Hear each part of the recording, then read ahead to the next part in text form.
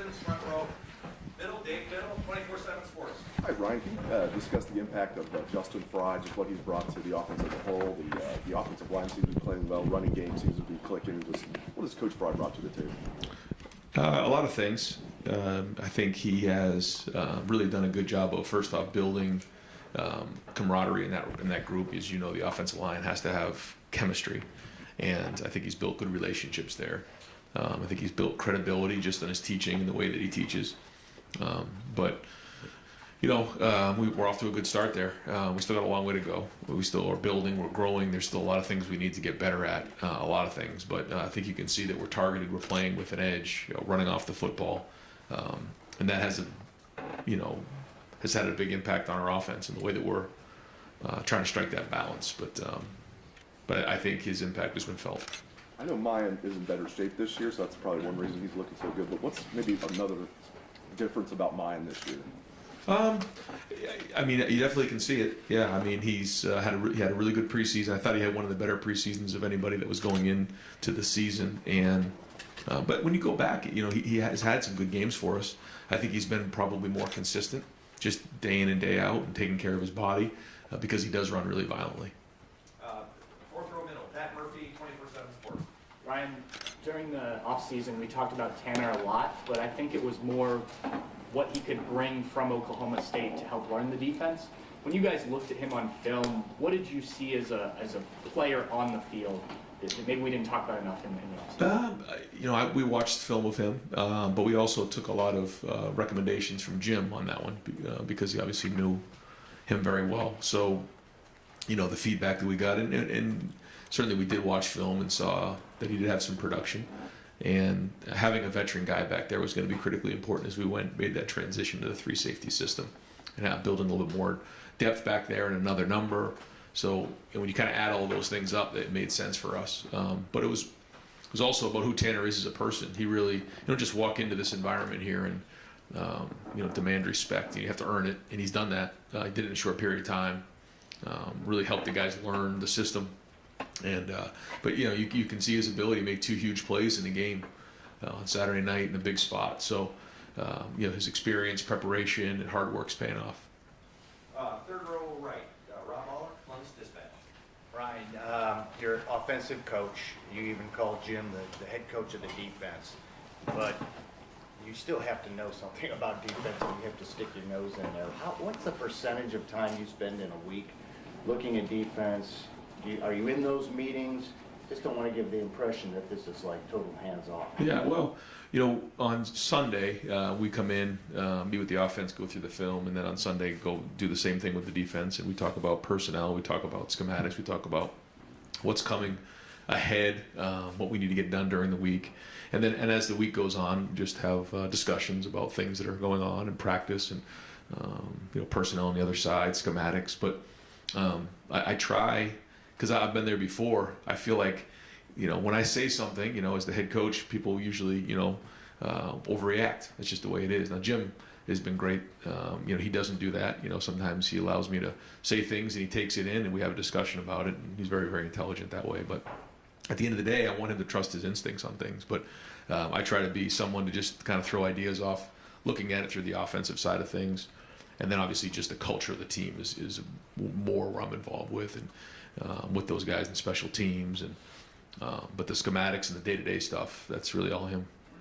How much do you get to know guys, players on defense? Do you wish you could get to know them more? Is it? I think that's where the special teams comes in, and that's where I try to do the best I can throughout the week when I'm not on the field, with the offense or in meetings with the offense. Try to get around those guys the best we can and spend as much time as we can and take good care of them. And I think they all recognize that and understand that, in order for this to work, the offense has to be right as well. And I think that they respect that, and it's worked. Right behind him, Tony Gervin, Buckeye Huddle. Ryan, I think it's sometimes kind of silly to critique or criticize CJ because he's basically being judged against perfection. But after the game, he talked about he has to make sure he doesn't get bored or lose focus. I'm wondering, did you see any of that after watching film, maybe? I thought he played well. I thought he was efficient. I thought he made some really good throws. But like everybody, there's always things that you got to grow on. You got to get better at. He knows that, and that's unlike any game. He's I think people ask, what can he get better at? And everything. You know, I say that after this week. I said it at the beginning of the week. I said it last year. And if he was here for another 3 years, I'd say the same thing. I mean, every week you got to get better. He's not, like you said, he's not perfect. Nobody's perfect. So, and don't expect him to be. Don't want him to play that way. Certainly don't want the guys ever thinking they have to be perfect. I want them to play and trust their eyes and trust their instincts. So, still a lot to learn from, a lot to grow from, but you can see his progress has been strong, and as he's building and getting better. And you talked about not wanting to put too much on his plate. Do you consider putting more on his plate to make sure he stays engaged, or is this, you know, is that... No, I think he's being critical of himself. You know, he's engaged. He's doing a great job. I mean, I think, you know, he has to answer some questions that are probably unfair to him. I mean, you know, throwing 5 touchdowns again and beating a team the way we did and playing the way we did. I mean, that's a heck of an outing. So, you know, he's probably just trying to explain a couple of bad passes, and that's okay. He's going to have a couple passes that he reads that he wants back. I had about 10 calls that I wish I had back. That's just the way football goes. So, you know, if you poll a lot of the guys in the NFL this past Sunday, I'm sure there was a lot of them that said the same thing. So that's playing football. And when you play against, you know, conference opponents like we do and teams like Wisconsin, there's going to be things that come up that maybe didn't the week before. And that's where you got to continue to grow. And that's what we're talking about going into these past couple of weeks, is identifying the issues and making sure that you address them and learn from them and grow. Right next door, Cameron T. Robinson, The Athletic. Ryan, you mentioned CJ and how much he just wants to get better all the time.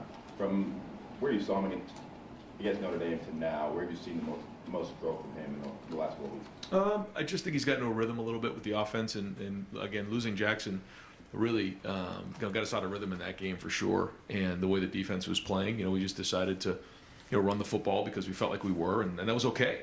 That's how we won the game. And I thought down the stretch in that game he was excellent. I think he was about 9 of 10 and really good in the fourth quarter. But, you know, having Marvin and Emeka and now Julian, Xavier Johnson, you know, that's a whole different group than he had last year. You know, it was Chris, Garrett, and Jackson, and he didn't have any 3 of those guys out there. And Jeremy Ruckert was the tight end. So I think what we've done is we've built the offense around those guys now, which is a little bit of a different feel. And I think CJ's embraced that, and he's gotten into some chemistry with those guys over time, and those guys have settled into some roles, which has been, you know, really the blessing, the silver lining behind not having Jackson here for you know, some of these games. Well, have you been, I don't want to say surprised, but maybe impressed at the way the receivers have played, knowing the injuries you guys have had over the last 4 weeks? No, it's about what we see in practice, about what we expected, but proud of the way they played, and I know they still, you know, feel like there's a lot of meat on the bone, and but the chemistry is being built, and there's been some production obviously in that room, and also in the tight end room. Fourth row left, Andy Andrews, Buckeye Sports. Yes, Ryan, I had a couple questions relating to Cade Stover. Just kind of watching the game back, his run blocking kind of popped. When did you start seeing that from him and his development, and when did that kind of emerge as a big part of this game? It's one of those things when you're developing as a tight end, it takes time, and sometimes you feel like you're working, and you're not making any progress, and then all of a sudden one day you wake up and you're like, here we are. And I think that's happened with Cade. It took some time to get there, you know, because you have to do so many different things. But he had a great offseason. His leadership was off the charts, and I think along that journey there was probably some doubt along the way, but he stuck with it. He was resilient. He persevered through that, and because of that, he's stronger for it today. And now you're seeing the best version of him. Obviously, there was a lot of his blocking success came in line, maybe from kind of that split wing position, but also I wanted to ask specifically, there was a play early in the game, I believe it was a bubble to Emeka, where he was split out in the slot and he served as the lead blocker on that bubble screen. What about his skill set makes him a good blocker in space on those kinds of plays? Well, I think when you look at Cade, when you look at Mitch, when you look at G, when you look at all of our receivers, they block on the perimeter, and that's a strength for us. And it has to be moving forward. I mean, they're all strong, rugged players, and so, yeah. Anytime you can get guys out in space like that, and I know exactly which play you're talking about. I mean, Cade did an excellent job on that safety or nickel, whoever that was. I mean, he was strong. His hands were inside. He used good technique, and that created a play of probably about 8 to 10 yards for us. And we look at that as the run game, and that's just an extension of the run game, and it's forcing defenses to cover us sideline to sideline. And then once you start to spread them out, then you want to start running at them inside, and that's the idea. but you have to have guys who are willing to block on a perimeter, and Cade's one of them. But I would say that all of our receivers are doing a good job out there on that. Fourth row left, Jacob Bench, Blanchard. Yeah, hey Ryan, I wanted to ask a couple of broader questions. This Saturday they're recognizing the 100-year celebration of Ohio Stadium. And wanted to get some of your memories just on, the shoe, since you've been a coach at Ohio State. Just what sort of memories come to mind when you think about Ohio Stadium and the shoe and coaching down there on that field? In a short period of time, have some great memories. I think the Penn State game in 18 was one of my greatest memories, being down 3 scores going into the fourth quarter. That blackout was unbelievable. Running out of the stadium the first time in that Oregon State game was kind of a surreal experience. Some of the wins against the team up north were huge. Just great memories of being in the stadium, hearing Hang On Sloopy at the end of the third quarter. Just the band, even pregame, just the excitement of being in that stadium. But I'd say probably my 2 favorite things is listening to the crowd after a touchdown, or listening to the crowd after a third down sack or stop. Are my 2 favorite things, because that's when I think the stadium's at its loudest. And when you look back on those times, it makes you smile. From a Big Ten perspective, with conference play getting fully underway, teams play tough against each other. Hit losses here and there for other teams and things like that. I think there are 4 undefeated teams left in the Big Ten. Do you ever have concerns that at the end of the season there might be CFP implications from teams playing tough against each other in the Big Ten, or for your team or otherwise? Sure. Yeah. I mean, that's always a concern. Yeah. I mean, anytime you play one more game, that's 7 more losses in the conference. But it is what it is, and that's what makes this the best conference in the country. And you have to bring it every week, and that's why we talk about competitive stamina. We're not allowed to have a bad day. And again, this is a message that's been going on for a long time, and here we are now we're kind of getting into the conference play, and we got to do it again this week. Deep left, Brendan Gulick, Buckeyes Now, on Sports Illustrated. Coach, your thoughts on a secondary that was obviously a bit shorthanded this weekend. After watching the tape, how do you feel they played? I'll give a lot of credit to Tim Walton and Jim for getting those guys ready, and then for Jair and JK to step up the way they did.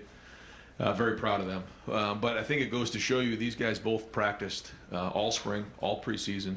I don't think they missed a practice between the 2 of them. And when you're going every day and you're practicing, the only way to get better is to practice, and they did. And so when we went to put them in the game, the whole team believed in them because they saw it in practice. We knew it wasn't going to be perfect, but they played very well, and they're both very talented. You could see it out there when they stepped into it. And so now they got that first start under their belt in a huge environment. So now hopefully they can, find the speed of the game. And I think about the first start for a lot of guys. It's hectic. It's a lot of emotion. It's crazy. It's exhausting. But now they can move on, get that past them, and focus on getting better. I want to ask you a question about play calling. One, your sort of how you have evolved as a play caller, your influences. There were a lot of people who are very complimentary of the way that you called this game. So I'm just curious how you evaluate at the end of the day, hey, what did I do well? What do I want to do better next time? And how do you keep learning? Yeah, I always say they're good calls if they work, right? I mean, I'm dead serious. I mean, it's a good call to go for on 4th down if you convert. It's a great call if it works. And so it's the players and the coaches who, put the plan in, teach it, walk through. I mean, just to get one play ready. We missed a play that we had an opportunity. It drew up exactly the way we wanted to.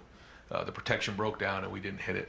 And it was like a knife right into your chest. I mean, hours and hours and hours of time for that one play. And we didn't quite get it. But there was a lot in that game that we did get. And there's a lot of work that gets put into one single play. And I think our guys are taking some pride in their execution. But at the end of the day, it's about players, not plays.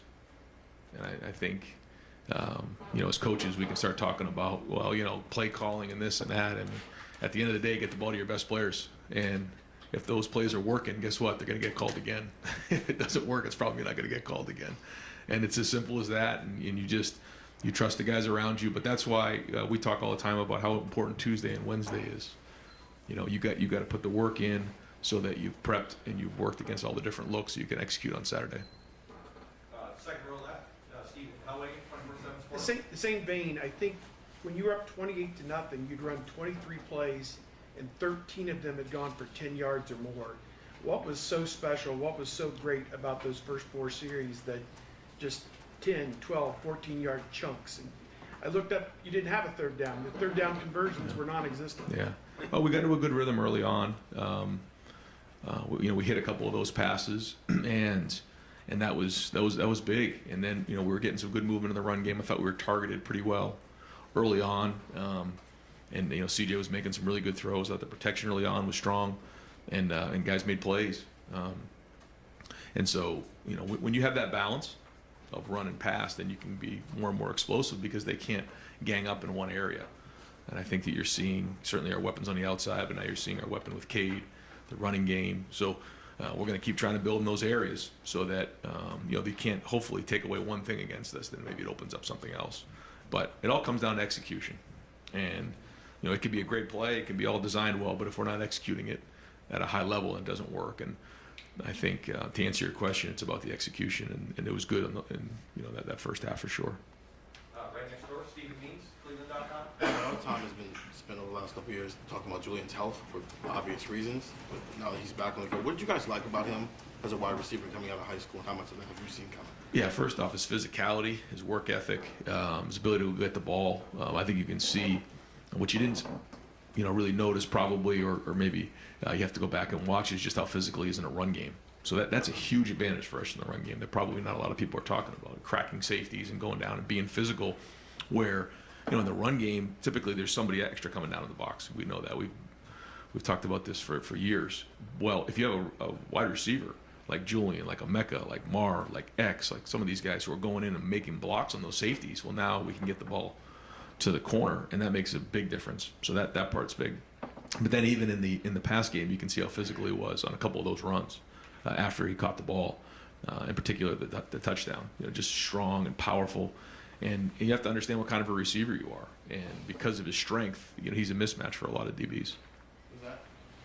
Given where he came from school, where it was basically like blocking and run straight a lot of the times, Yeah. I don't know, it seemed like he had a different type of development than maybe Jackson and some of the other guys in his class were having. Have you seen that development kind of take place, and where has he maybe come? Yeah, no, I hear what you're saying, and everybody has their own journey, and everyone has a different background of where they come from, and he's on his own journey, and I think he's made a lot of progress, in his few years here, and I think now he's playing his best football, and he has come a long way in his development.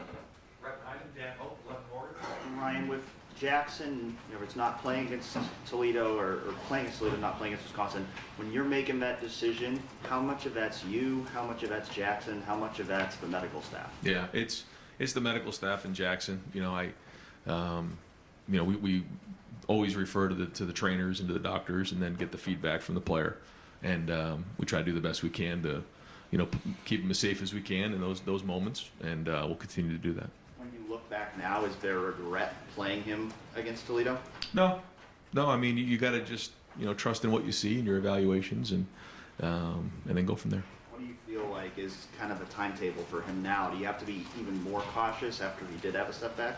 I just think that it's a long season, and like you're mentioning, I don't think we want to move forward until we all feel really good about everything. But again, Jackson's still has a mindset of day to day, and we're not going to put any kind of timetable on it, and just he and the training staff are going to work hard. I know he's frustrated, but we're not as far away as we think, and if he just has the mindset of showing up every day and getting as much treatment as he can and taking care of his body, this will be behind us soon, and we still got a lot of football to play.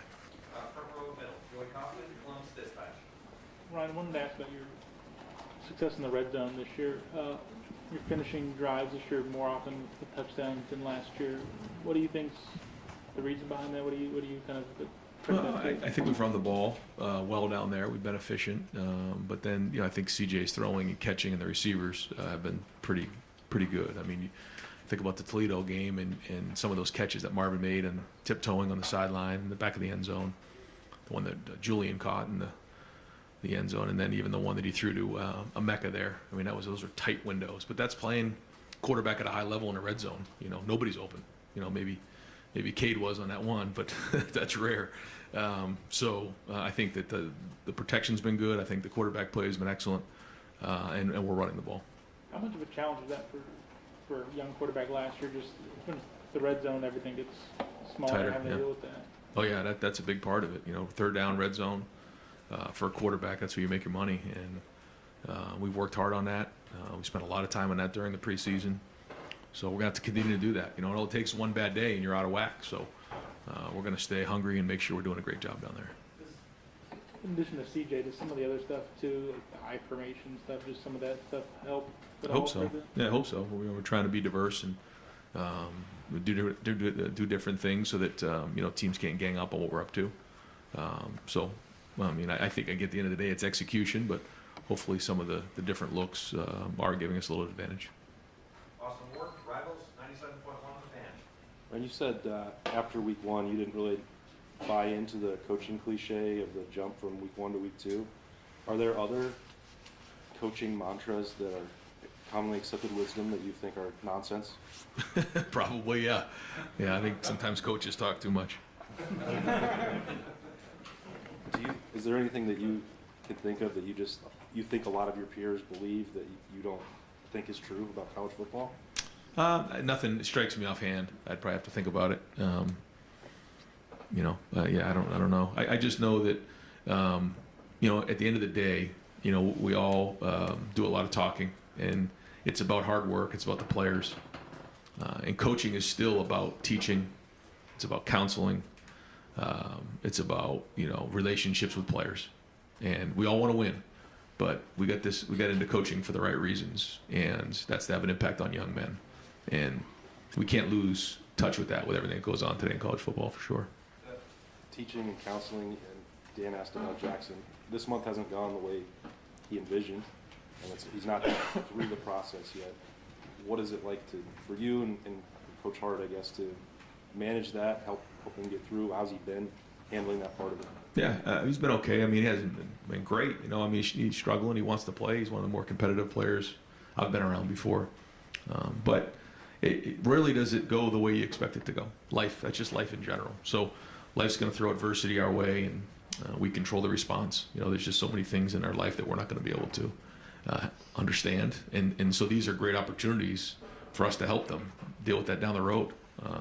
And we talk to our team a lot about that, just about the different things. And, how many guys in that locker room, their career or this season or last game has played out exactly the way that they want it. So we try not to talk to them too much about focusing on expectations and just focusing on the moment the best they can. And not easy for him, I'm sure. But if he can keep doing that, then this will be behind him soon, and he'll be stronger for it. Third row, right, Adam King, WBMS 10 TV. Coach, you talk about competitive stamina all the time. I'm curious if at this point it gets harder to focus on competitive stamina when you're beating Wisconsin 52 and putting up in 77 against Toledo. How hard is it to actually implement that right now? Well, it's been implemented. Now it's just a matter of do we do it. But we have to be all over the human element. The human element is to, not be disciplined and do the same things that you've done the week before. But that's exactly what we talked about on Sunday, and that's what we're going to talk about today going into this week. And every time you go into a game, you have to get physically, mentally, and emotionally prepared to play in that game. And it usually takes 24 to 48 hours to come down off of that. It's just that's how competitive it is to play in an environment like that, in a game like that, a conference game. So we got to do that again for 3:30 on Saturday against Rutgers, and that's the discipline of trying to become great and try to reach the goals that we're going to strive for. So new challenge this week, but again, we've talked about this, we've prepared for this, it's been implemented. Now it's just a matter of executing it. When you see how the offense has shown out in the last two games compared to the first two games, you used the word clunky early on this season. How different are those meetings now? Do you change any of your coaching style now that things are working on the field? No. You try to be consistent. Was consistent after the Notre Dame game. Knew that we had a curveball thrown our way without Jackson. There was certainly a lot game plan to target number 11 in that game. And then when he was out, it was like, oh boy, where am I going now? But we solved the problems and got it done. And those are the contingency plans and the paranoia that coaches go into games with. You know, that's why when you see us walking back and forth like crazy people before the game, it's usually because, okay, what happens if this happens? You know, and I got to tell you, like, I didn't have a long list. What if Jackson goes out and, you know, early in the game? So I got caught a little bit there. But the guys figured it out. We figured it out. Some guys stepped up, and then from there we built. You know, and I think that's been good to see some guys step up. You know, to see the receivers, see the offensive line, the running backs, tight ends. And then to see the defense build and grow, I think there's a confidence level there too across the team that when our defense goes out there, they're going to get stopped, and that goes a long way across the board. Great punt, play all for the SYF. Do you find yourself rolling out a new wrinkle every week just to give people something to think about? Yeah, we try to. I think that's the balance. Is you try to be creative. You want to keep things fresh, give the defense new looks, and give the offense new looks, but also do the things that you know well. And we've gone, to both ends of those spectrums before. You know, too vanilla, they can tee off on you, or too much, and you have a struggle. You struggle to execute. So where is that balance? And that's where the work gets done during the week. What's Greg Schiano's best trait as a coach? He has a lot of great traits. He's an excellent motivator. Creates great relationships with his players. Motivates. He's very intelligent. Really can drive. The whole program at a high level. He sees it, understands what needs to get done. I think he's an excellent leader and a very smart coach. Great front. Don Ferry, WBNS 10 TV. Coach, you worked very hard in the offseason on toughness, and that was one of the goals. How was the toughness Saturday night against Wisconsin? I thought it was good. I thought you could see a lot of guys playing with an edge, and that's what our expectation is. And so now we got to continue to do it and find out again if this is just something we've done in a couple games or if this is our identity moving forward. But I think we've shown that we can do it. As you look at Rutgers, you know Schiano. What do you expect Saturday out of them? Yeah, a dogfight. They're 3-1. They've played good football this year. They have good players. Greg's into I guess it's his third year now, and so now he's starting to get his guys in there, and every year they get stronger. So like I said, nothing changes in terms of our preparation. We got to do a great job, and they're better than they've been in the past. Second row middle, Nathan Barrett, Cleveland.com. Between Denzel, Cam, and Hancock, any of those three that you expect to be able to play on Saturday, just what is the evaluation process? Yeah, we're hoping to have at least Cam and Denzel back. I don't think we'll see Jordan here, for at least another week or so. But we'll see. We'll kind of evaluate it and get a better feel for it later in the week. When you knew coming into this year that you had both a thin situation there a little bit, scholarship-wise, but also a very young room, any of that play into why you wanted Tim Walton to be the guy to lead that group, or are there attributes that he has that you thought are just a good fit for a room that is that young, where you need to bring up the young guys? Well, both. I think that Tim builds great relationships and has really done a great job of mentoring that room. But it was also the fact that Tim has a great resume. He was a player here. He relates well with the players. He's really intelligent and knows technique. I mean, he kind of checked all of those boxes that we were looking for, and he's a great person. And we're glad he's with us and he's a Buckeye. Is that something you already knew him and those things about him, or was that something there was a process where you were getting that feedback from? I had met him before, and then just, you have so many people in such a small world in the coaching industry. And, when you talk to so many people after a while and it's just all positive feedback, then, people will tell you, and all it takes is a couple bad recommendations for you to walk away from somebody. But everything just came back glowing about Tim, and so you knew he was special. Front row middle, Bill Rabinowitz, Columbus Dispatch. Yeah, and let me guess, the one that put the knife through your heart was the pass down the seam to Emeka that you couldn't step through? Yeah. Jair played, true freshman. Yep. Obviously Denzel did that last year. JK's been in your year, it's probably a little easier. What did you see in Jair that made you think he's ready? Well, I think it was just the practice. He's out there every day. Just doesn't miss a rep. It wasn't all perfect, but he's out there competing every day in practice. And when you're going against Marvin and Jackson and Julian and those guys and Emeka, that's really good work. And every day he was getting a little bit better, a little bit better, a little bit better, and you could see his confidence. He was confident going into the game, and I think again, Tim really did a great job getting him ready. And Lathan Ransom did not play, if I'm right. He was not unavailable. Just what happened with him, and do you expect him back? Yeah, we do. We expect them back. I think going into this week, we usually meet on the availability report like around Thursday. We're gonna meet a little bit closer to game time, so it's a little bit more accurate.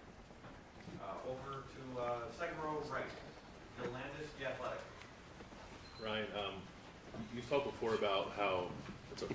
I forgive you. How G can be hard to figure for defenses how they want to defend him, and I'm wondering with what we were saying about Julian, if you see any similar effect because he's a bigger guy, he's so physical, and you can line him up sort of tighter to the formation sometimes. Do you ever feel like it's some form of playing with an extra tight end out there? With Emeka? No, with Julian. Oh, with Julian, yeah.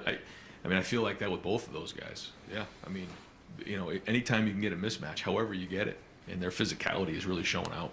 And so because of that, you're seeing guys get open. You're seeing some separation. And some of that is because they're just winning with their speed and athleticism, which they really have on the outside. But sometimes in the play action stuff, you're seeing it because of the conflict they're creating. You mentioned a couple times today how the offensive line was targeted better in the run game.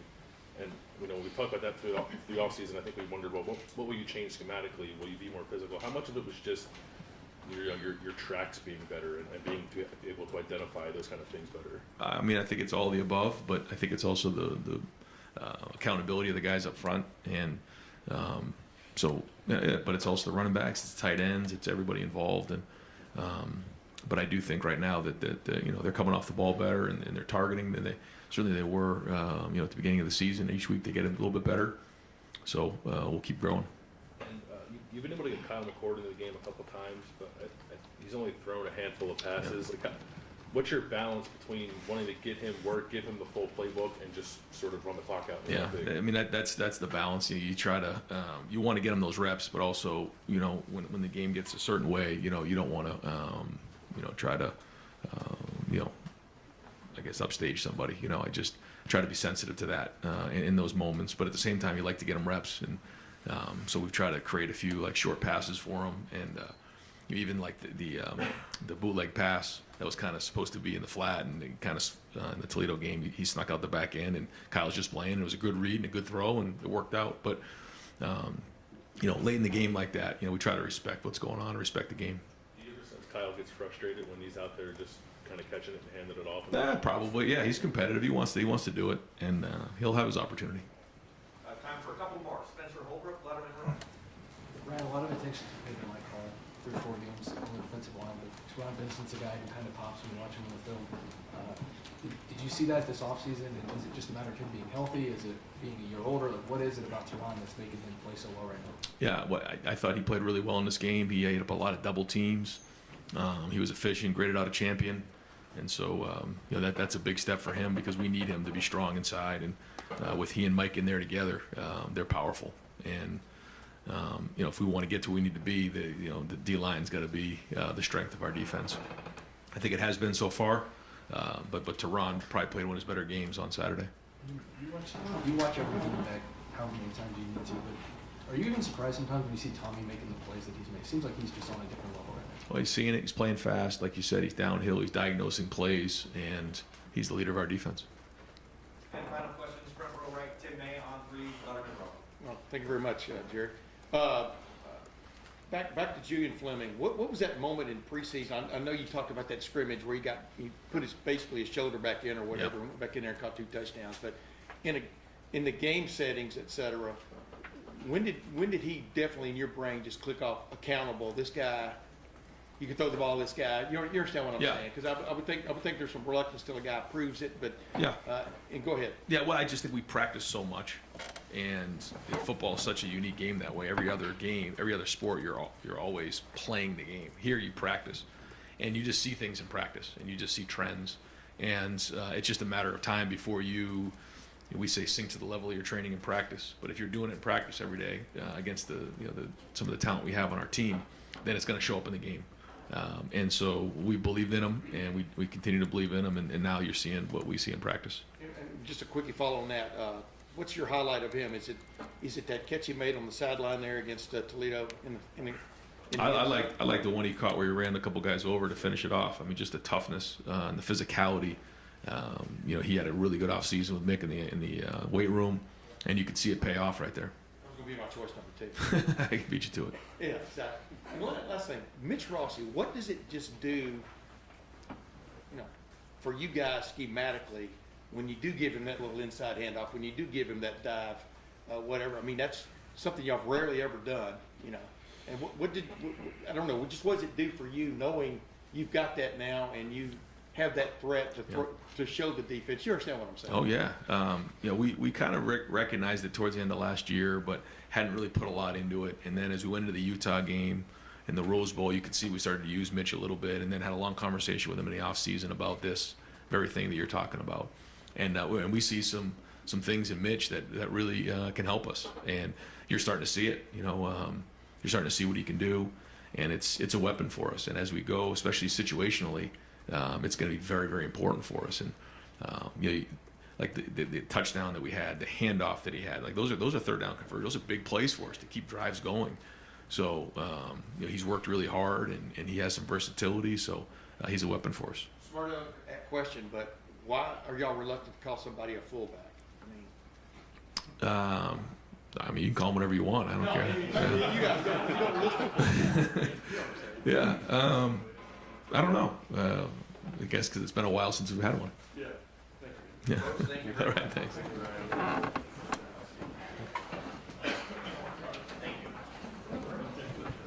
Folks, we're going to open up with Coach Walton here in about 2 seconds. I'll get you down because payback happens. We're going to line up 4 questions from you tonight.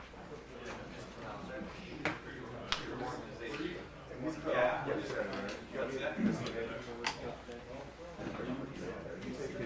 Adam.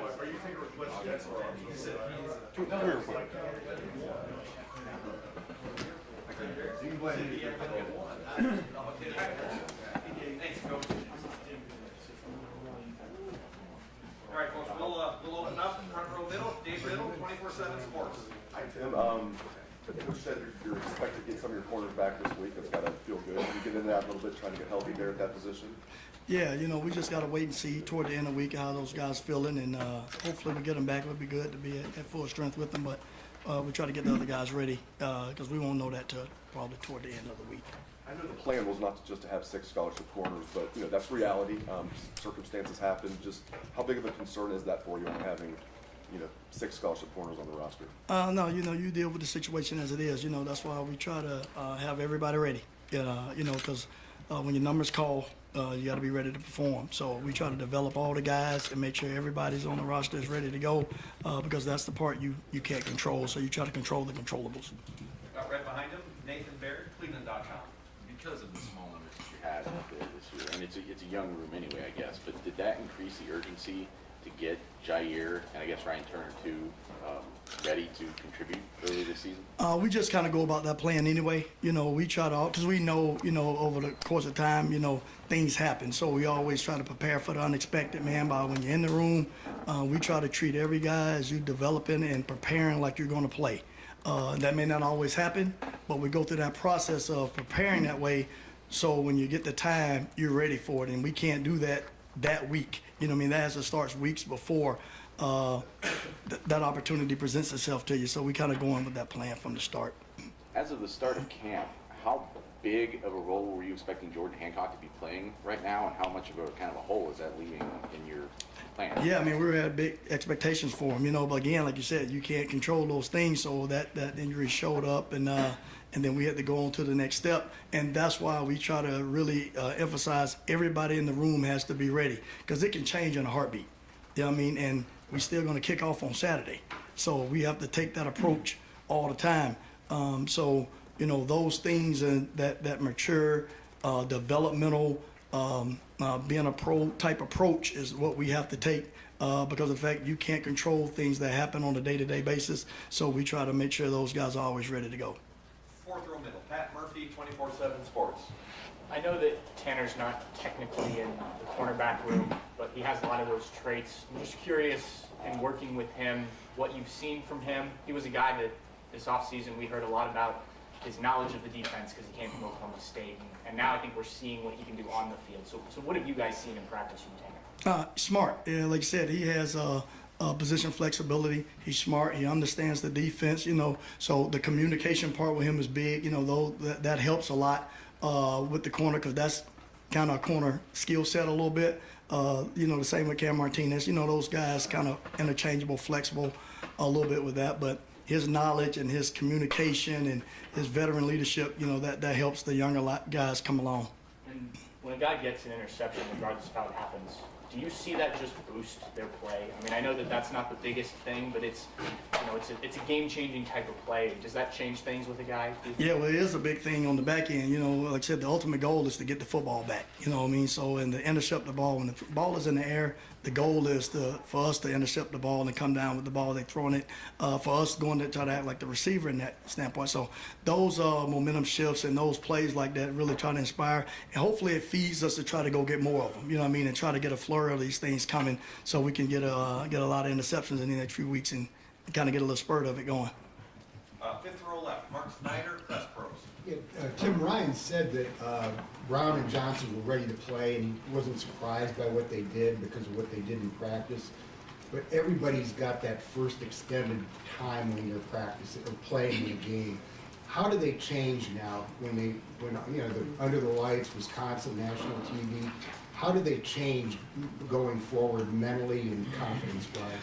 Well, if you watch it, they took a lot of reps this offseason doing training camp and everything. Those guys practice a lot, man. So, and we go against the best in the business every day at practice. So that preparation and giving them game ready, we kind of see that at practice a lot every day. And then on top of that, that's my job to try to make them calm and not bring any extra energy for them, just playing football. So we try to keep that under understanding and go out and do what you're trained to do because under pressure the most ingrained behavior is going to come out. So we try to make sure we ingrain the behavior of how we play and just focus on doing our job one play at a time. What was your first start like, and what came of it? I mean, what did you think after that? Well, it's the same thing. When I was here with Coach Cooper, we had great veteran leadership.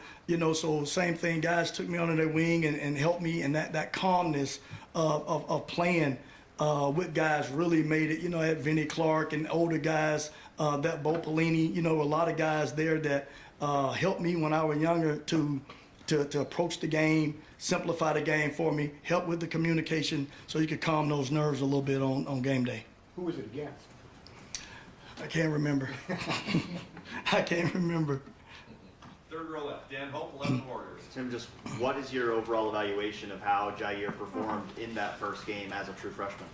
He did well. Obviously there's some things we have to correct, but he did well of handling those things, and we just try to go on each week and each day to try to be better than we were the day before. So that's kind of the approach we take to how well are we progressing on a daily basis. That game is over, so we start a new week, and we got to start back from scratch with that foundation and with the work ethic and all those little things to make sure we prepare again for this week. Did he play well enough that you consider giving him more reps now, even when the room is fully healthy? He plays well. We kind of take that as it comes, man. You know what I mean? Because like I said, every day, we try to have it that we're competing every day out there. You know what I mean? So it's a daily progression. It's a daily prove yourself on the field type deal. But he did well. He's maturing as a young man.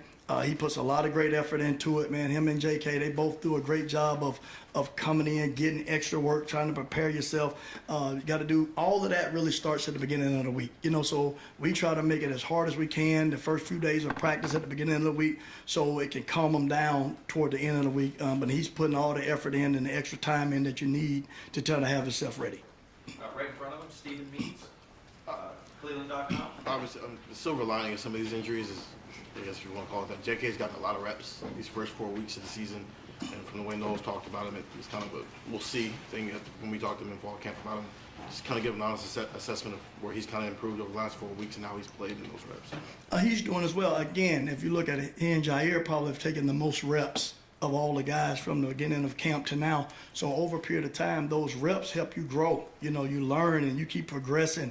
And he's the same way, man. He's passionate about playing football. He works at it. He studies, and we just try to keep growing each week, each day, and then we start it back over. You know what I mean? So we put that behind us and we started over fresh. Because each week is a new game plan. Each week is a new progression of where we're going on who we're seeing. So they have the effort, the energy, the work ethic, which they do. And it's my job to make sure I kind of help him keep progressing with that. But he's all in with it, man. And hopefully, you know, keep stacking good days. That's the whole model. Just stack good days.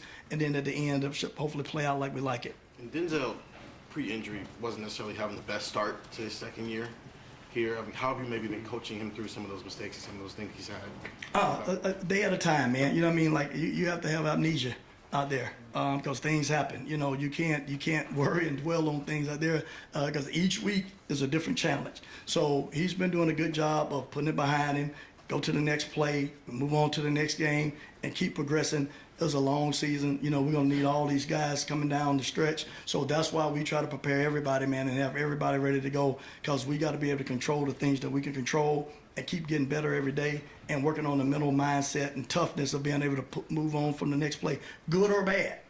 Good or bad, we move on to the next play because you have to go play the next one. He had moments where he was frustrated on the sideline with how things were going. Well, sometimes, you know, when a guy gives a play, they'll get frustrated for a second, but he pops right back out of it, man. You know, because they want to play well. You know, you want to do well. So, but it doesn't linger. It doesn't dwell on it. Move on to the next one, you know, and he has had a few good plays. So, you know, we'll keep building, and he's all into it. So we look forward to him getting back, man, and having a great season for us. Got time for just a few more questions. Fourth row, right, Tony Girdman, Buckeye Huddle. So what did Sonny do to get in that game so early? Well, he's been proving himself at practice every day, man. Again, he's a guy that's taking a lot of reps. You know, he's got it. When you get a lot of reps, he's showing his level of maturity. You know, he has he's very mature for a young age. You know, and that starts, you know, from home. You know, his dad played with Lorenzo, man. You know, so he has a football pedigree, he has a football background.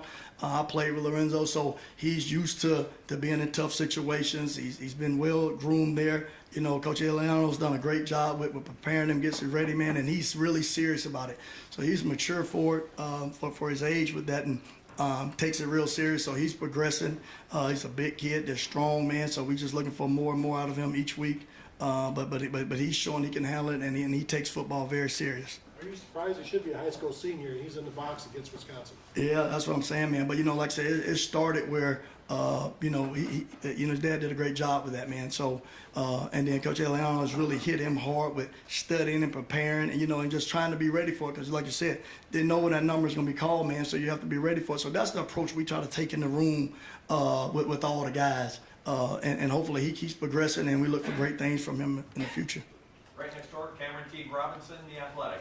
Tim, Jair kind of got called for that weird pass interference call where it didn't even look like the ball was thrown to his receiver. They score on that drive. How did you see him react to that? I mean, true freshman stepping in and be kind of a ghost call on that play. We move on to the next one, man. I say it again. So it's all we try to really emphasize. The thing I try to do with all those guys is develop a great relationship with them, because when you play defensive back, you know, you're on an island. Things happen. So we have to really work on our mindset on moving on to the next play. The ref is not going to change the call, no matter how mad you get or how upset you get it. So we have to move on to the next play so it doesn't affect the next play. You know what I mean? So we try to make sure we take that approach.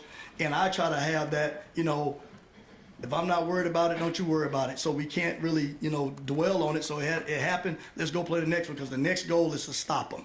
You know, so we have to try to have that mindset. So we work on that, man, of not getting frustrated. And that's the approach we try to take with it, man. It's a mental mindset, tough capacity that we try to, you know, work on how we go about approaching the game out there with the thought process. Well, and that could be hard for a true freshman, first time under the lights. Just what does that say about his maturity that he's able to put that away so quickly?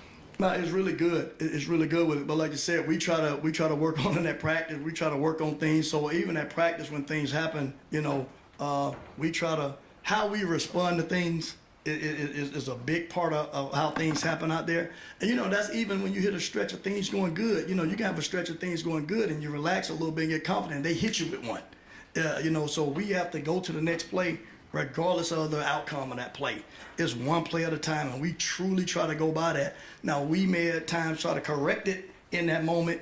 In the middle of a drive, we may try to reach out and say something to you. So, you know, because we don't have a chance to get you to the sideline sometimes to try to get your mind in the right spot, but we really try to move on with that. So, and he's, like I said, he's really worked hard on his mind of approaching and being ready for those moments. So we try to talk about those things. We watch a lot of film together, and that's a great part on his, great job on his part, man, on being mentally tough to handle that situation.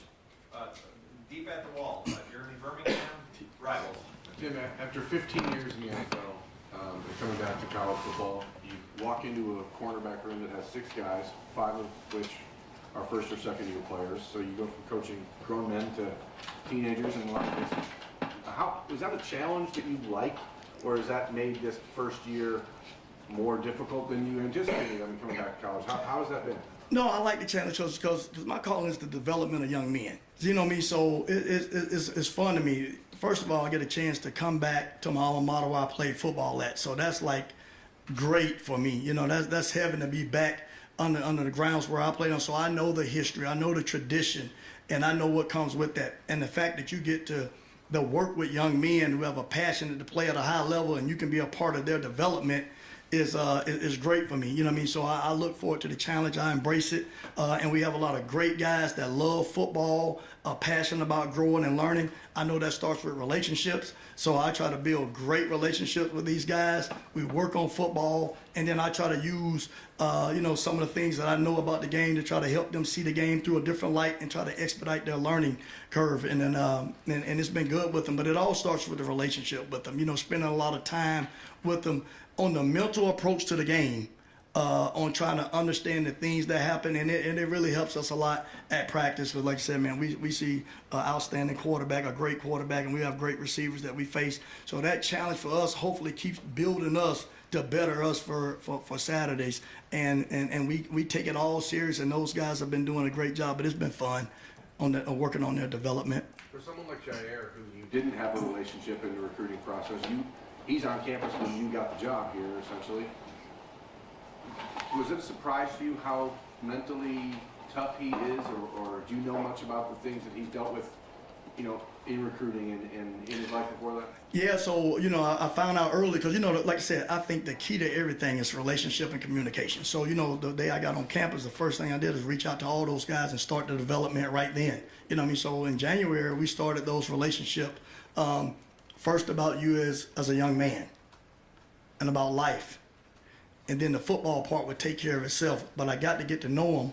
I have to know all the things about them. I have to know how they think, the things that trigger them, the things that their thought process. And if you develop that relationship and they know you care, when you coach them hard, when you own them real tough, it doesn't affect them because you took time to develop the relationship and learn about the man. The same thing with J.K. and Cam Brown and Denzel and all of those guys, you know, Ryan Turner, Jordan Hancock, you know, that time has to be put in to learn them and because they need to get to know you as well. You know what I mean? So I have to do the same things for us, opening up to get to know you because you want to really know the guy that you're dealing with every day and to know that it's genuine. So you spend a lot of time on and off the field on developing that. So when you're in the heat of the moment, everybody knows it's all about caring and it's about love in those moments of growth. Front row, right, Tim May.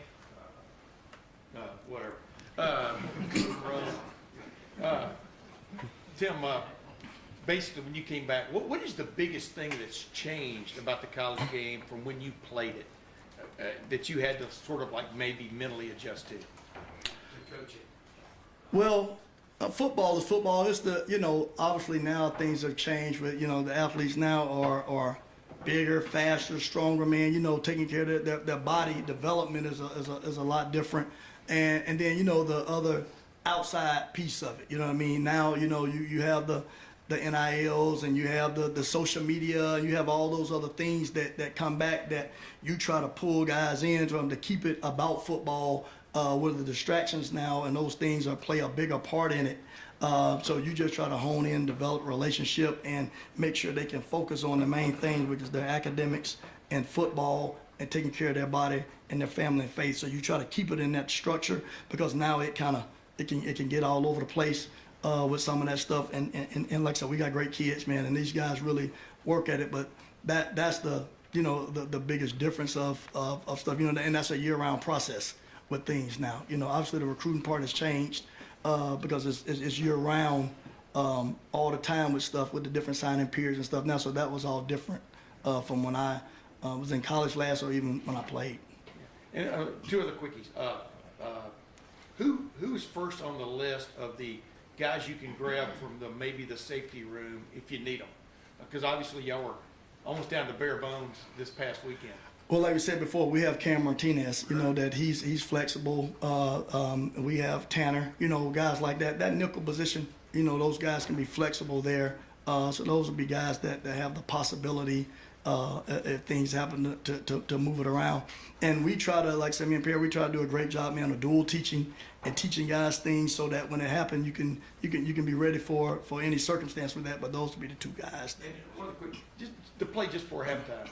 Was that a blown coverage? Was that obviously it looked like JK maybe dropped off into a zone, whatever. I mean, obviously Tanner comes out of nowhere, it seems like, to make the play, but No, it wasn't blown. What were you feeling as that play was developing, and what did you feel when Tanner knocks it away? No, it wasn't a blown coverage at all. It was 4th and 3. So we were looking for him to get the ball out quick to try to get a first down, and then possibly try to get it in the field goal range with that, to try to steal 2 plays out of it. But they took a shot. So it was a 4th and 3 call to try to stop the short, quick game. They took a shot out of it in the zone coverage, and they went verticals out of it. Tanner was playing the half field, went over the top, knocked the ball down. So it was a great, and JK was just sinking, trying to get up under it. But that was a great play by Tanner to knock that ball down before the half. Thanks, man. Yes, sir. A couple of questions. Front row, Joey Kaufman, Columbus Dispatch. Tim, just to follow up on Sonny, what do you see as his best attribute, best quality that he gives you guys? And I know you mentioned his size, but how much can that help you when you get kind of into the meat of the Big Ten play? He's tough, man. He's tough, and he's seasoned for a young guy. And like I said again, he's very mature and very seasoned for a young guy. He takes it serious. His approach to the game, his football knowledge, he can apply it. He can take the information from the classroom and apply it on the field. And not all young guys can do that. That he can take it from the classroom and go apply it on the field with minimal mistakes. And like you said, and he has a football background of football understanding, so he understands the game some. So and his approach to it, man, like I said, he's very seasoned for a young guy, and I think it's going to be great things coming from him, man. And he fixes mistakes. The things that he make a mistake on early, he fixes them. They don't show up a second time. So that just shows the level of being able to have recall of things that we do to keep applying it. So I'm sure down the weeks these things will get to show up on tape for us. Was he playing? And to clarify, was he playing as much as he did last week because of the matchup, or was that Lathan being out? Yeah, it's all different. Sometimes we play guys because of different things that's going on. But he's working, man, and earning it, man. So we look forward to it, and Perry moved those guys around a little bit, man. Like I said, trying to get this experience as we going down the stretch, because we're gonna need all of them. And right next door, Bill Rabinowitz, Columbus Dispatch. Tim, having spent so much time in the NFL, when you come back here, you've been used to dealing with men who are obviously pros, and now you're dealing with 18-year-olds. What adjustments did you have to make in your coaching? Because that's one standard, and here's another standard. I try to hold them to the same standard, because most of the guys that come here, they want to go to the NFL. That's their mindset. So I just try to escalate their learning on teaching them the game. You know what I mean? Because most of the guys at Ohio State, their plan is to become future NFL players. So I kind of coach and teach them the same of learning the game, the details of the game. Now, obviously, it's a little slower with some guys because of the fact they learn it, but we try to push that envelope with understanding football and the IQ level, being able to apply the schemes and the systems and seeing how offenses are trying to attack us. We try to go about the same way to get them ready to play, because with that, some of those guys may be escalated and having to play real early. And right now, and we play big time football out there with great opponents that we see. So you have to start getting them ready right now. So it's I kind of take the same approach with it, because that's their end goal anyway, of where they want to get to. So I kind of take that approach with them, and may have to slow it down some with some things, and it's a progression to get to it, but you try to go about that same approach and just in a little bit of a slower rate. When did you find out that you were not going to have Cam or Denzel, and what was that feeling like? It was toward the end of the week. You know what I mean? Like I said, everything's kind of day-to-day basis as we're going through those things. But like I said, I go in with the approach of having everybody ready because you got to control the controllables, control what you can control. So we go in, and we really emphasize everybody trying to be ready because you never know. And when your number is called, kicking it off on Saturday regardless. So we have to be ready for that. You know what I mean? So, and if you prepare them, show confidence in them, and those guys know that you believe in them, they'll go give you your best. Like I said, we got great guys, man, and JK and Jair have done a great job of preparing and working. And again, they practice a lot. You know what I mean? So they got a chance to see. So the way you get better is practicing. So they've taken a lot of reps, so a lot of that. And if you show confidence in them, they'll go perform. You know. So when you told them, what was their reaction? They were excited about it. You know, but they also. They kind of ready for it. They kind of expect it, you know what I mean, when opportunity comes, you know what I mean? So it was a good feeling for them, and they did a great job. And, you know, but like I said, we try to go about that daily approach with all the guys because it can change in a heartbeat.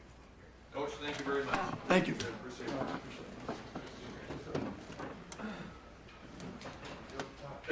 All right, folks, we're going to jump right into about 15 minutes with Mitch Rossi.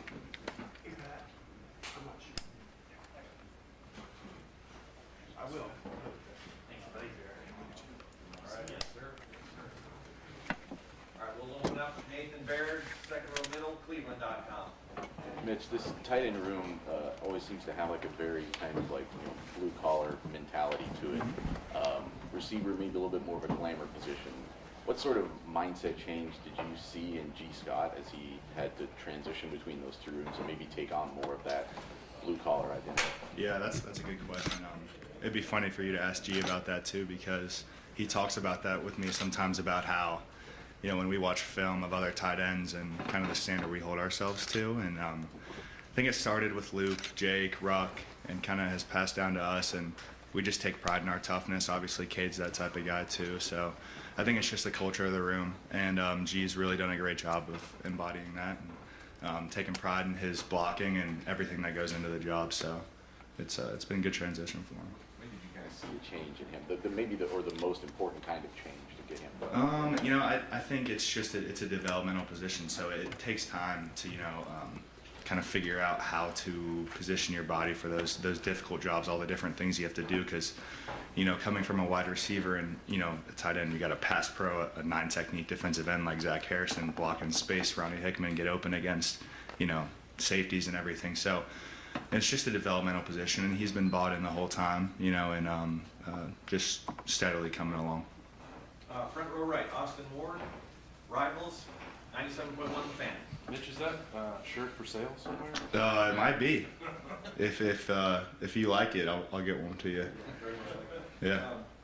Coach Wilson said that about 2 years ago he was talking to you about fullback-like responsibilities and carving out that role for you. Did you believe that, given sort of the spread elements of this offense and not even having that, or did you think that he was, you know, did you think that was straight up? Did you actually believe it? Yeah, I mean that's a good question. It was tough, you know, because sometimes it didn't seem like there was really a whole lot of light at the end of the tunnel. But you know, I did believe in his idea and his vision, because you know he's done that before, and he would kind of show me stuff that he's done at other places, or you know, successful NFL teams they're using that would work well against, you know, when we're scheming up defenses. So you know, I just kept the faith and just kept working, and then, you know, if maybe the fullback role wasn't as big as I had hoped at certain points, just try and develop the other parts of my game too, so that you know, it could be used in other ways in the offense. Even if you believed in that part, did you think there would be jumbo I formation and a fullback dive part of that? That's the biggest lead. Man, yeah, if you could tell like 18-year-old Mitch, or show him that, you know, that he would be absolutely juiced about that.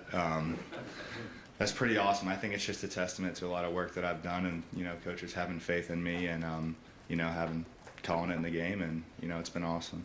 Yeah. Fourth row middle, Andy Anders, Buckeye Sports Bulletin. Oh yeah, Mitch, I just wanted to kind of ask you about what Cade's like off the field, kind of take a picture of his personality a little bit. Always ask me about Cade. That's funny. Cade's awesome. I think Cade has, his background of farming. He's got strong family values. Sometimes we'll be having conversations about where do we want to end up when we're done playing football, and I probably want to get back to Tennessee or the South. People talking about living at the beach. Cade is going back to where he came from, Lexington, Ohio. He's going to have a beautiful farm and raise cattle. So if that doesn't tell you enough about Cade, I don't know what will. He is truly himself all the time. That's one of the things I really respect about him, is that he's not trying to be anybody other than Cade. So he's got a strong personality. He's a good dude. I hope that's the answer you're looking for. No, that was good. Yeah. Over his right shoulder, Mark Snyder, Press Pros. Hey, Mitch, Ryan mentioned about some of the plays that he gets anguished over. You work hours and hours and hours on them, and they fail. How much time went into that short yardage play this last week that went to you? The most recent one against Wisconsin? Yeah. A ton, because when there's the quarterback exchange involved with it, you have to put a ton of emphasis on the ball security of that. So, we repped that a ton. We worked on that a ton. There is a lot of stuff, I think we've kept the faith, because it does happen a lot where, we have this play schemed up for me or Cade, and we call it and we're all excited about it, and then it's just not the right look. It's not the right opportunity, or, the defense doesn't give us what we want. So I think us just kind of being selfless and fighting through that has obviously paid off recently. But yeah, it definitely does happen a lot. Other players get the ball 10, 12, 15 times, and you're going to bed every night going, this might happen, and it's your play. Yeah. It might happen once. That's a lot of pressure. Absolutely. Yeah, it definitely is. Just try to make the most of it. I'm not trying to be anybody other than myself. So just trying to make the most of it. Right behind him, Brendan Gulick, Buckeyes Now on Sports Illustrated. Hey, Mitch, thanks for the time. This is maybe a question more about the offense than it is you personally. I'm just curious, man, how do you guys fight complacency? You're playing really well, you're executing at a really high level, the offense has come out early in the game to kind of set the tone. How do you fight complacency? Yeah, that's a good question. I think even when you go up 21-0 in the first quarter, you turn on the film and there's still stuff on there. I think that's something that Coach Day is really, really harps on. And, even if you have a great game where you beat a tough Big Ten opponent, you turn on the tape and there's still stuff, that we could work on, things that we could be better at. I think every week we take a fresh mentality into every defense, and, I don't think that we take anybody lightly. And I think that, we don't really have an issue being complacent, because we want to be the best. We don't really care about who it is. It's always about us. That's what we say every week. So whoever we're playing, we just want to be the best version of best offense we can be. So that's really how mentality for that. Third row left, Dan Hope, 11 Warriors. Mitch, it seems like run blocking has just been at a different level this year, especially the last couple weeks. Obviously, you guys as tight ends are a big part of that. Just what differences have you seen in terms of what you guys are doing as run blockers? Yeah, I think it's a lot of mentality is where it starts. I think if you're not willing to put your face on people, and I think you have to be tough. But we just kind of went to the drawing board this offseason, watched a lot of tape of other people, really tried to rebite on all the fundamentals, feet, hand placement, and everything. And I think that it's paid off really well so far. I know you're a Kyle Juszczyk fan. He had a nice catch the other night. Are we going to see you make a nice sideline grab like that? We might. Keep looking. Fourth row right, Tony Girdman, Buckeye Huddle. Mitch, when was the first time you carried the ball in practice? As a tight end, because I was a running back when I first got here. So, I carried the ball a ton in high school as well. So, first time I carried it in practice again was probably this year before we did the fullback dive 2 weeks ago. So not that long. What was your phone like after that touchdown? How many messages did you have? It was cool. It was a lot. A lot of family and friends reaching out, happy for me. Kind of the work that I put in behind the spotlight that kind of led to that moment. So it was great. Did you give your family a heads up that was coming because you've been working on it? Maybe my dad. I talk to my dad all the time about it. So I'll maybe talk to him, or maybe Ruck knew that it was coming, but that's the type of play that we don't want them to know about, so it might stay a little top secret until it gets called. Got time for just a couple more front row right, Tim May. I'm gonna ask you again. Here we go. Like I did. Does it bother you they don't call you a fullback? I was thinking about this. I saw your interview with Zach Bourne. He was a little bit upset with me because I call myself a tight end, which isn't true. I said that you guys can call me whatever you want. Jerry, you can call me whatever you want. I think I called you fullback or tight end fullback in the notes. You did? Okay. I think. Yeah, I missed that. Brian David, cousin. Yeah, I think that's, Mitch. I'm just a ball player in my eyes, and I think that's the most fullback answer I can give you right there.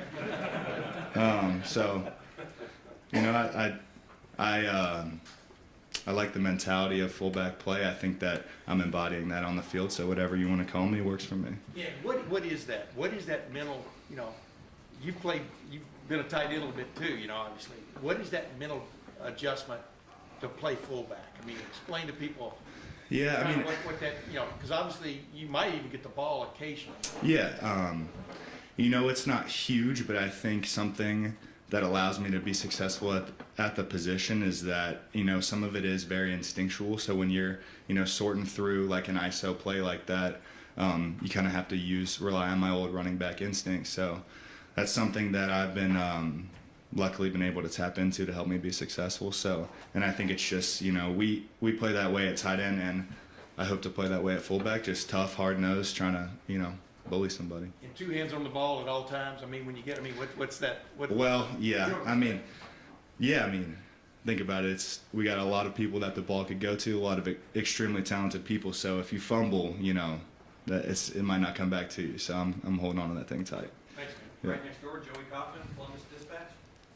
Mitch, a question about the offense, but you guys in the red zone have been really good this year as far as finishing drives and scoring touchdowns. Do you have any thoughts on that? Yeah, I mean, we work on it a ton. It's part of our plan to win the game. We look at that after every game. We analyze how we did in the red zone. Did we score touchdowns? Did we get points? And it's something that we work on constantly. Every week we have short yardage, third down, red zone, and that's something that we want to be really, really good at because, in the games where the talent equates and, it's a shootout, you got to score in the red zone, you got to convert on third down. So it's super important to us. And fullback helps with that? Yeah, I mean, lately it has. It's been awesome to get the opportunity, for sure. Right next door, Bill Rabinowitz, Columbus Dispatch. Rutgers has had a very good run defense this year. What have you seen from them and the challenge there? Yeah, Coach Giano over there obviously is a very successful defensive coach. He's a great defensive mind, and we respect their ability to defend, and we're just gonna do our best to scheme them up, work hard, prepare well. And final questions over here, second row right, Bill Landis, Rivals. Mitch, for as much as you embrace this fullback position, did you ever consider going to a place that utilizes blocking backs a little more than Ohio State? I don't know if I ever took any steps, but when you watch, I remember watching Wisconsin play a couple years ago, or the way you watch Iowa play, they rotate fullbacks, like they have multiple that play in one game. I definitely looked at that and raised an eyebrow or two, but I just kept the faith here, and I love the culture of this program, and I knew that I'd be rewarded for my hard work eventually. Mitch, thank you